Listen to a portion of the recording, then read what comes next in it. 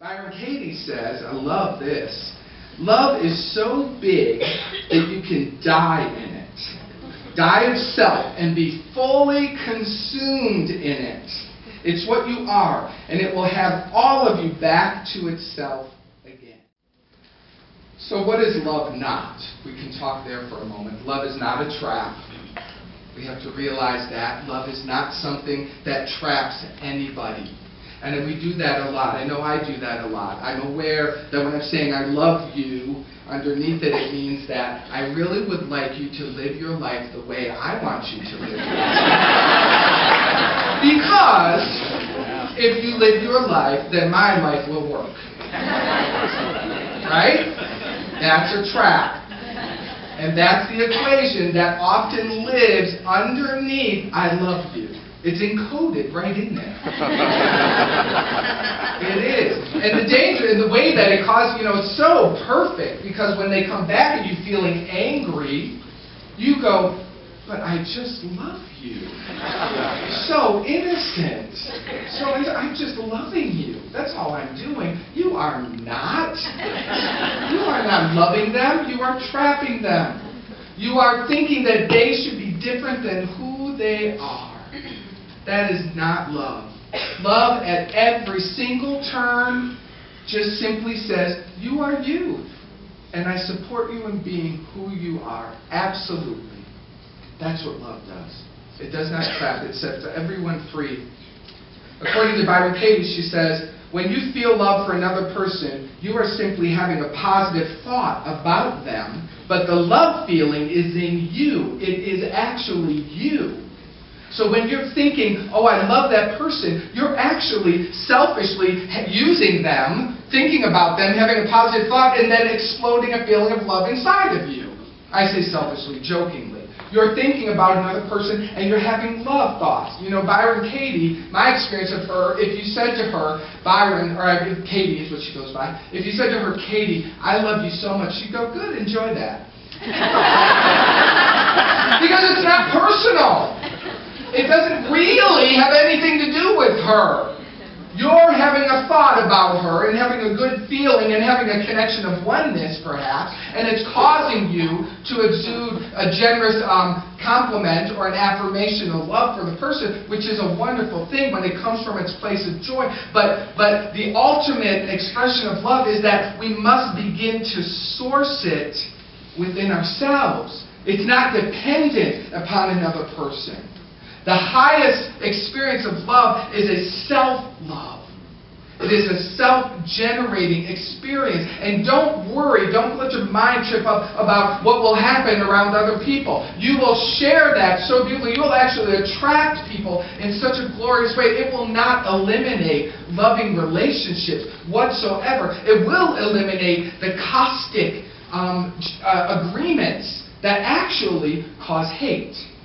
It will eliminate those if you are self-generating your experience of love and sharing and creating and being in relationship from that place. Love is not dependent upon any being. Love does not diminish because you're mad. It may not be in your experience because you're blocking it.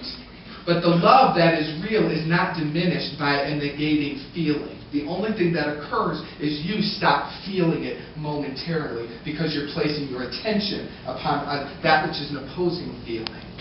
Love does not demand sacrifice. This is so important because that's a big one in our culture. Because I love you, I will die. Because I love you, and then the Christian culture, my goodness. This guy put himself on a cross and died for us all, and over 2,000 years later, they're still singing the song about how he gave his life. It's crazy. But we do that. We think, oh, I'm sacrificing for you. There is no sacrifice in love, and there's a paradox in this. So stay with me because this is important. If you love, you are loved. And a close person in your life has something occur to them that causes your whole life to change, where you must provide care and source. And everything that your life is about, whoop, switches, and now it's about the care of another person. And it looks like you're sacrificing all of this, your dreams, your goals, where you're going to be, what you're going to do, because now your entire life is focused caring for another person. Perfect love would not even think that anything was sacrificed. Perfect love would simply shift its attention and go, oh, now I give generously here. And if you worked morning, noon, and night from your essence of love, giving to another, I promise you, at the end of your life, you would look back and someone would go, oh, she sacrificed her whole life for so-and-so. And you would go, no, I didn't. I just loved. I did what love called me to do. And in that calling, my life was lived accordingly. Do you get how there's no The only thing sacrifice would be anything you made up about what you think life should be. But that always has to be sacrificed, truth be told. Every turn you have to sacrifice what you made up. Once in a while, 1 out of 37 times, the story you made up about life happens. And all that does is probably keep you at the gambling table. All it does. The other 36 times you don't win, but you land one lucky roll of the dice every once in a while, so you keep the game playing. That is not the highest game.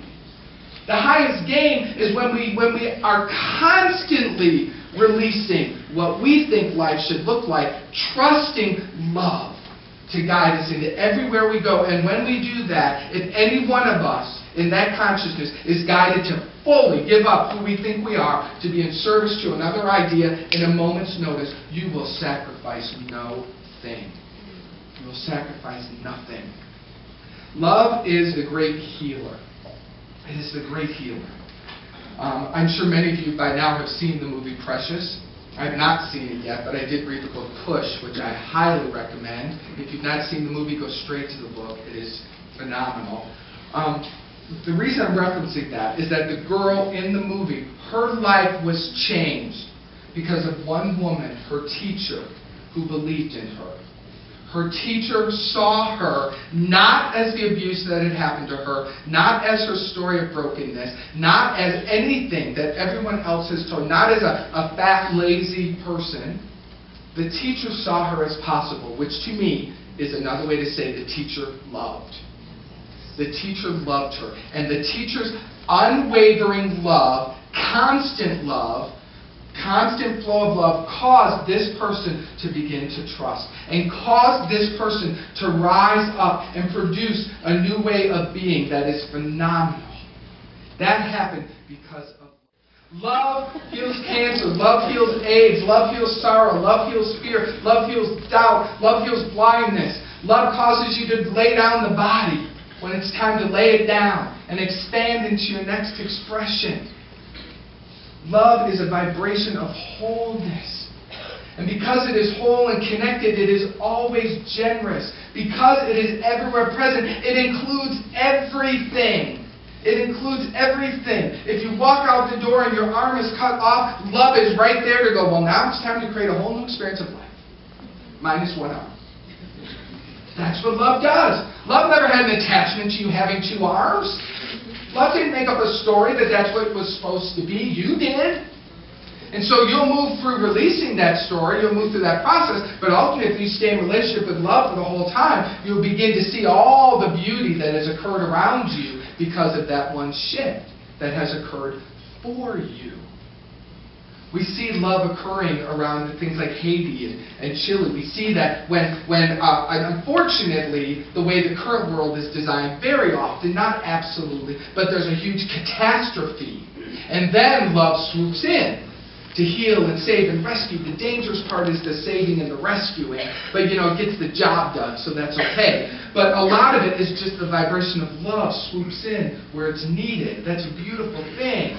Now, we want to create a consciousness that is always everywhere present so that it doesn't have to have a catastrophe to occur for it to come in and save the day. Does that make sense to you?